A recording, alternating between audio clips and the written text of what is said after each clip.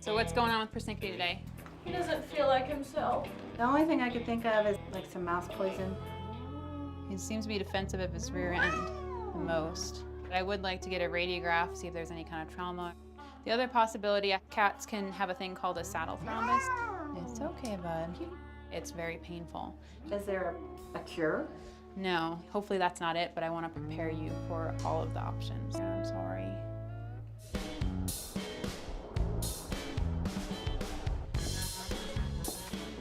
Change of plan with this guy. I think that he's block Tom. So we need to get a cysto on him and then also some blood work.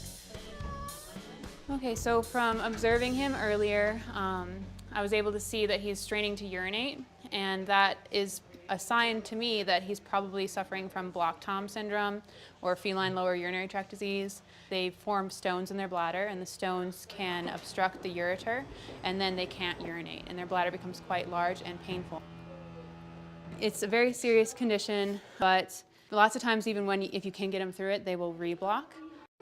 So I'm sorry. I know that it's really stressful for you, and now you have to go to class on all this. So That's just how my last cat died.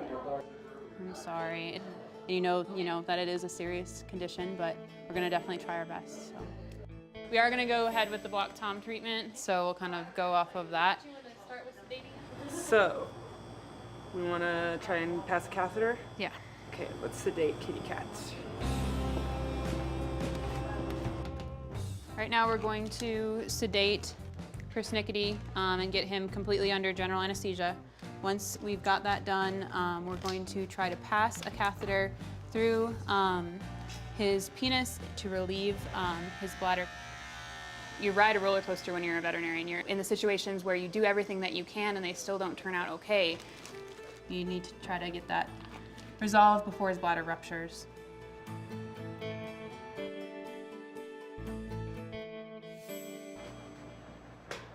Now what I like to do is take a syringe, connect it to the end with that saline, and kind of gently try and push and retropulse the stone if you can. See if we get any movement, past the catheter until you have some resistance. Okay, go ahead and pulse. I can feel the stones at the tip of it. Yep. It looks like you made about an inch. That's as far as I can go. Okay, now let's get a syringe and draw back on there. See if we can't encourage urine output. Okay, but I can feel his bladder. It's about the size of an orange, which is definitely abnormal for a cat, and it kind of shows you how far the bladder wall really can stretch to try and compensate.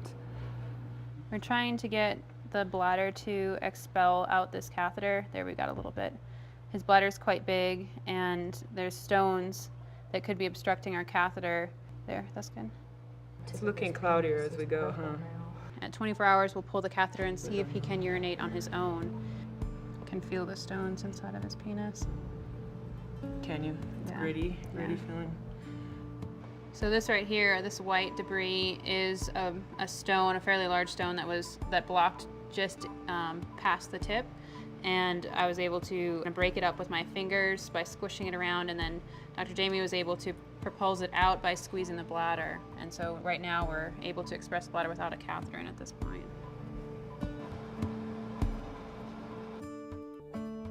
Basically what we're looking at right now is to get all the irritation in his urethra to calm down and keep that bladder opening patent. Definitely spend the night, maybe 2 nights.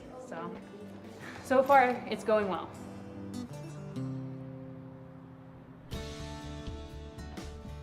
Persnickety's case is a situation that I haven't carried my own case with before, so that allowed me to learn with Dr. Jamie helping me exactly how to treat that case. And in the veterinary world, you always say, see one, do one, teach one, and so now I'm on the teach one stage. So looks like he's still urinating well. His pee pad is wet.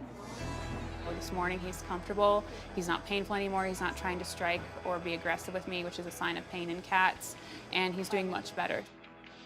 You ride a roller coaster when you're a veterinarian. The highs are really high and the lows are really low, and so when I come back in and I see he's doing well, that makes me feel awesome about myself. It makes me feel like, oh, I've got this, I'm understanding and I'm learning and I'm doing the best thing for the pet. Okay, just a little grumpy. Just a little grumpy.